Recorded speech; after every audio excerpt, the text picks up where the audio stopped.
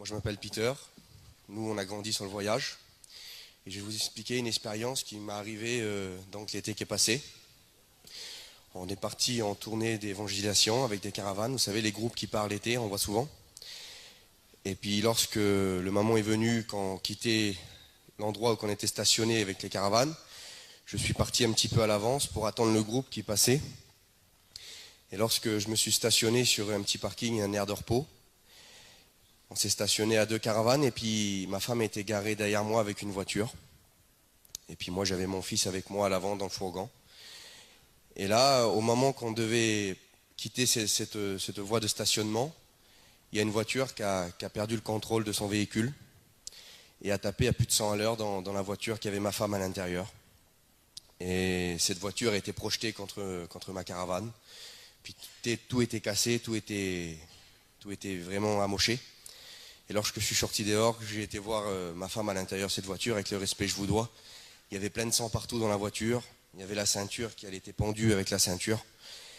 Et là, le premier réflexe que j'ai eu, c'était de défaire tout ce qu'elle avait de serré au niveau des vêtements, tout ça, j'ai tout enlevé.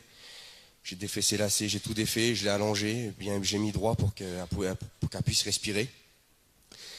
Et là, ma femme était morte dans mes bras. Je la tenais comme ça, et puis il n'y avait plus de respiration, il n'y avait plus rien du tout. Et je regardais autour de moi, on était dans une grande ligne droite. À Fontainebleau, ça s'est passé, puis il y avait plein de bois. Puis je regardais ça, puis je disais, là, je suis perdu. J'ai dit, elle est morte dans mes bras, je vais faire comment? Et puis j'ai prié le Seigneur de tout mon cœur. Et puis on a attendu plus d'une demi-heure, comme ça, le temps que le secours arrive.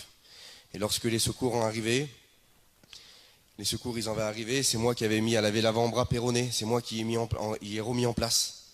J'étais vraiment pris de panique. Et puis là, au bout d'une demi-heure, les pompiers, ils ont arrivé et ils ont découpé la voiture. Et lorsqu'ils ont découpé la voiture, ils ont mis 3 quarts d'heure. Ils ont découpé la voiture, ils ont sorti ma femme de la voiture.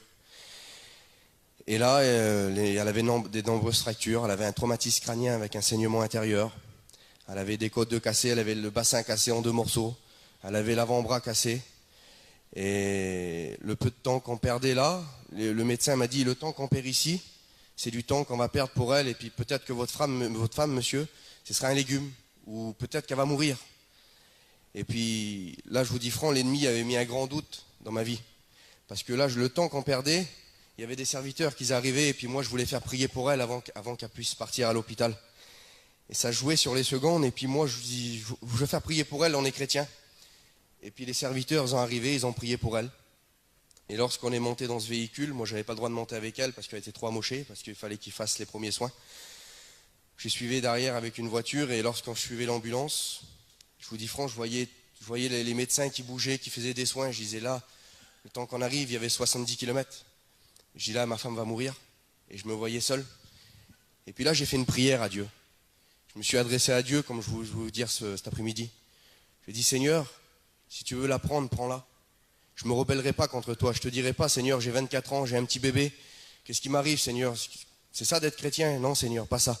Si tu veux la prendre, prends-la. Je sais où qu'elle va passer l'éternité. Mais je te promets une chose, Seigneur. Si tu me la laisses encore un peu, ben je te promets que je travaillerai davantage pour toi. Et c'était ma prière à moi, ça. Et puis dans mon cœur, il y avait une voix qui me disait, là où il y a la mort, moi je mets la vie. Là où il y a la mort, moi je mets la vie. Et moi je ne comprenais pas cette voix avec la prise de panique, je vous dis honnêtement. Quand je suis arrivé à l'hôpital, que j'ai vu ma femme dans l'état qu'elle était, je lui ai demandé si ça allait. Elle m'a répondu, oui, ça va. Déjà, je savais que le Seigneur avait intervenu. Et lorsqu'ils l'ont transféré pour passer à l'opération, il y a les médecins qui sont revenus. Et comme ils sont revenus, là je me suis dit, c'est la fin. Lorsque les médecins reviennent, on sait toujours que c'est soit pour une bonne nouvelle, soit une mauvaise nouvelle. Mais là, ça faisait un laps de temps trop petit pour qu'ils m'annoncent une bonne nouvelle, je pensais ça. Et là, comme les médecins sont venus, ils m'ont dit, monsieur, on ne comprend pas ce qui se passe. Monsieur, qu'est-ce qu'il y a? Expliquez-moi. Ben, monsieur, sur ce papier qu'on a là, votre femme, c'est une femme qu'on ne pouvait rien faire pour elle. C'était une femme qui avait de nombreuses lésions, on ne peut rien faire. Et là, elle n'a rien du tout, monsieur. Et là, les médecins, je vais vous dire avec mes mots, ils sont été choqués. Et moi, je dis, monsieur, je sais qu'est-ce qui se passe. Jésus est vivant. Et il dit, monsieur, ce qu'on ne comprend pas, c'est le traumatisme crânien avec le saignement intérieur. Le temps du voyage, le sang était déjà sec. La tache était déjà sec au cerveau, on ne comprend pas. Et là, cette voix revenait dans mon cœur. Là, il y a la mort, moi je mets la vie. Et là, je ne comprenais pas. Et il dit, monsieur, ce qu'on ne comprend pas, c'est que vous allez être papa. Et là, le Saint-Esprit disait dans mon cœur, là où il y a la mort, moi je mets la vie. Aujourd'hui, on est un foyer chrétien. On travaille avec les frères, c'est vrai, on a fait pas mal d'églises. On le fait, on a un petit bébé de 2 mois maintenant.